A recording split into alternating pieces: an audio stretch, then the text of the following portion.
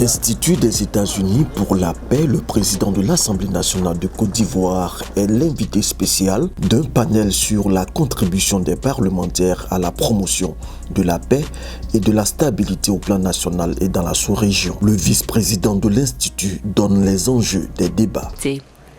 Cette conversation arrive à un moment opportun, alors que la Côte d'Ivoire a été sélectionnée par l'administration Biden comme un pays prioritaire dans la stratégie américaine pour empêcher les conflits afin de consolider la paix dans la sous-région de l'Afrique de l'Ouest. Adama Bictogo pose le diagnostic des sources d'instabilité dans la sous-région.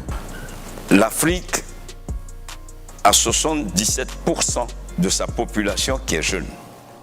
En termes d'analyse économique, si on regarde une population jeune, c'est la population la plus consommatrice. Mais elle est consommatrice quand elle a un pouvoir d'achat. Mais elle devient une menace quand elle est pauvre. Et c'est ce que l'Afrique vit. Donc devant le manque d'emploi pour les jeunes, le terrorisme a su s'engouffrer.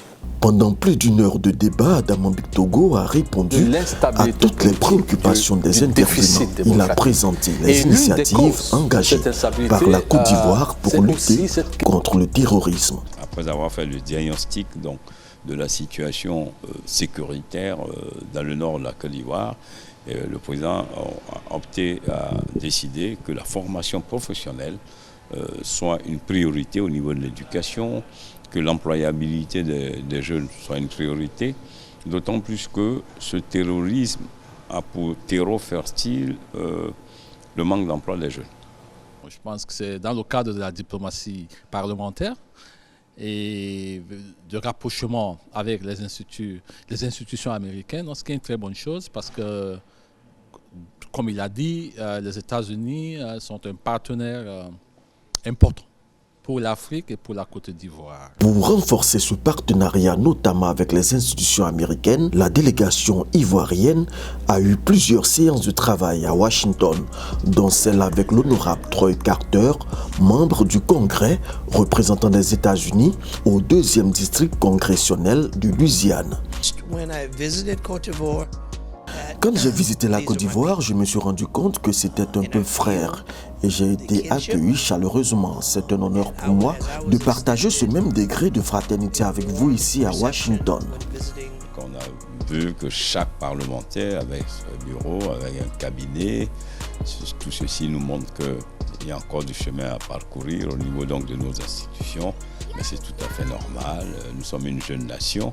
C'est tout le sens aussi de la diplomatie parlementaire. Ça permet donc d'avoir des échanges avec donc les pays qui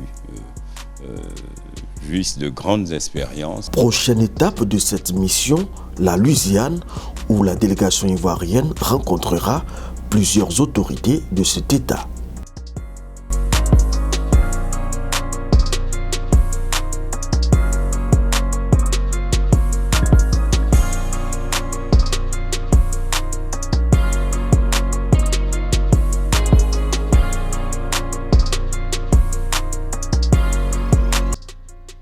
Nous sommes à Baton Rouge, capitale de l'État de Louisiane.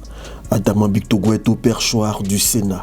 C'est la toute première fois qu'un président d'Assemblée nationale d'un pays africain s'adresse aux sénateurs dans l'enceinte du Capitole de Louisiane. La diplomatie parlementaire nous permet de raffermir nos relations institutionnelles. Elle nous aura permis de venir vers vous pour découvrir de plus près vos institutions et envisager ensemble un renforcement de nos relations à travers une coopération fructueuse, marquée par le partage d'expériences et de valeurs chères à nos peuples respectifs. Nous serons très heureux de vous accueillir à notre tour en terre ivoirienne afin de poursuivre ce bel élan d'amitié et de fraternité dont nous posons aujourd'hui ensemble les premiers jalons.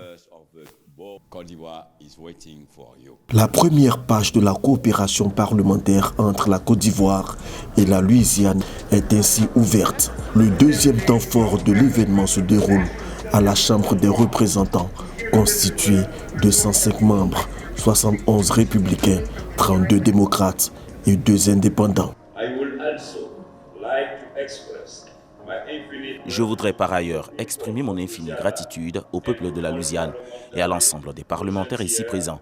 au moment où je porte la voix du peuple de Côte d'Ivoire auprès du vaillant peuple fier de la Louisiane.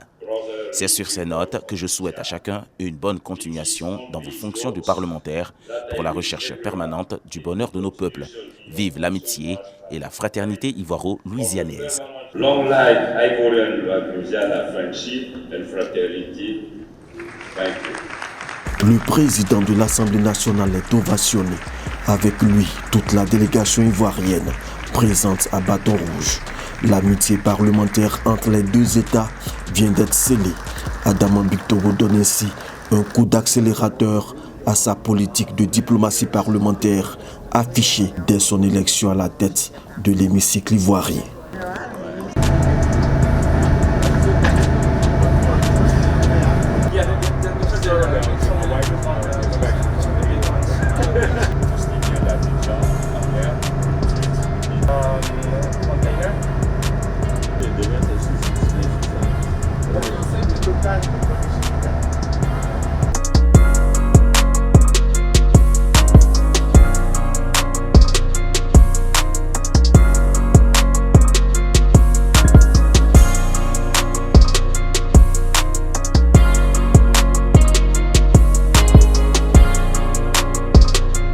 La fondation de la Chambre de commerce de Louisiane est un pilier incontournable pour la croissance des entreprises détenues par des Noirs dans cet État. Cette séance de travail a été le cadre pour ses responsables de présenter les opportunités d'investissement en Louisiane.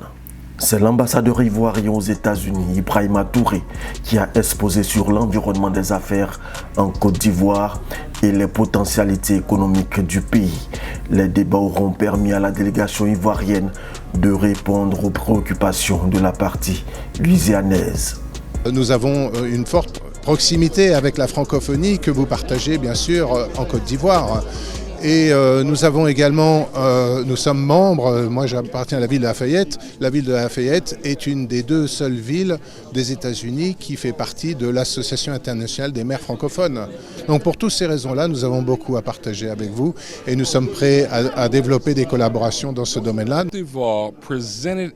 L'État de Louisiane a une oreille attentive aux différentes présentations faites.